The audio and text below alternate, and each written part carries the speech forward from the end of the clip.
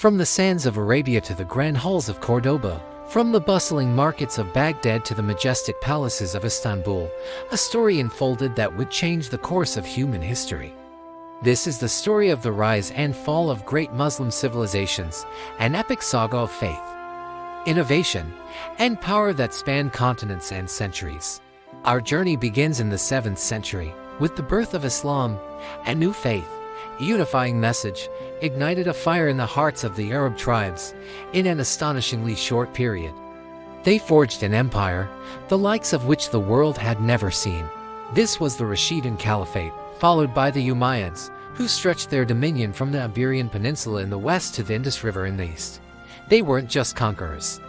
They were builders, laying the foundations for a new global civilization. Then came the Golden Age.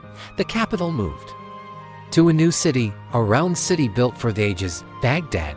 Under the Abbasid Caliphate, this city became the world's epicenter of knowledge.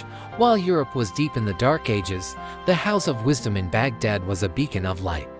Scholars from all faiths and backgrounds gathered here, translating the great works of the Greeks, Persians, and Indians. They didn't just preserve knowledge, they built upon it.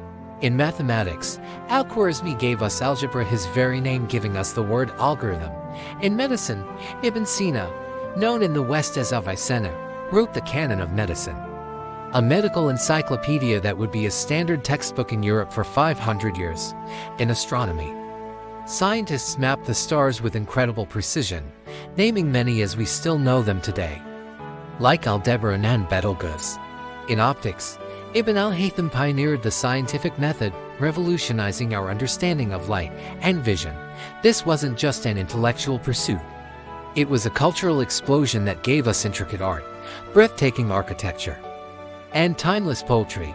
But this golden age wasn't confined to Baghdad. In the West, another beacon shone brightly.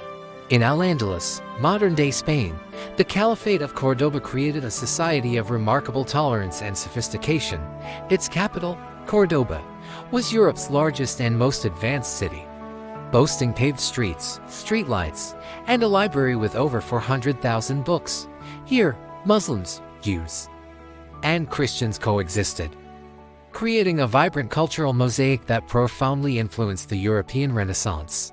The Alhambra Palace in Granada stands today as a testament to this era's artistic genius. Further east, new powers emerged. The Seljuks, and later the Ottomans, built vast and enduring empires. The Ottoman Empire, centered in Istanbul, became a dominant force for over 600 years.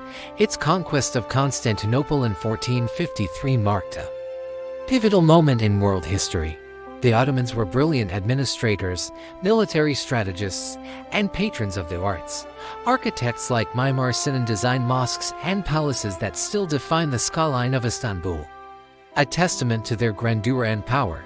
In Persia, the Safavids ushered in a cultural renaissance, making Isfahan one of the world's most beautiful cities. In India, the Mughal Empire created a legacy of stunning art and architecture, culminating in the magnificent Taj Mahal, a symbol of eternal love and a jewel of Muslim art. So, what happened? Why did these brilliant civilizations, which once led the world, begin to decline? The answer is complex, with no single cause. Internally, political fragmentation and infighting weakened the great empires from within. The Mongol invasions in the 13th century were catastrophic, culminating in the brutal sack of Baghdad in 1258. Which destroyed the House of Wisdom and symbolized the end of the Abbasid Golden Age. Economically, the discovery of new sea routes to the east by European powers bypassed the traditional trade routes controlled by Muslim empires.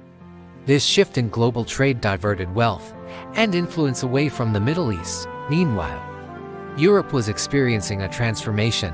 The Renaissance, the Reformation, and the scientific revolution propelled Europe forward. The printing press allowed knowledge to spread like wildfire, while military innovations gave European powers a decisive edge. A kind of intellectual and institutional rigidity began to set in within parts of the Muslim world. The dynamic spirit of inquiry that had characterized the Golden Age faded, replaced by a more conservative adherence to tradition. By the 19th and 20th centuries, Most of the Muslim world fell under the colonial rule of European powers. The once mighty empires were dismantled, their lands divided, and their destinies controlled by others. The fall was as dramatic as the rise. But the story doesn't end there. The legacy of these great civilizations is all around us. In our numbers, our words, our science, and our art. The spirit of inquiry, innovation, and faith that built Baghdad and Cordoba is not lost. Today, across the Muslim world, there is a renewed effort to reclaim that heritage, to bridge the past with the future, and to once again contribute to the shared story of human progress. The sun that set on these great empires may one day rise again. The history of Muslim civilizations is a powerful reminder that no empire lasts forever, but that the pursuit of knowledge, beauty, and understanding is a timeless endeavor that enriches all of humanity. Thank you so much for joining me on this journey through history.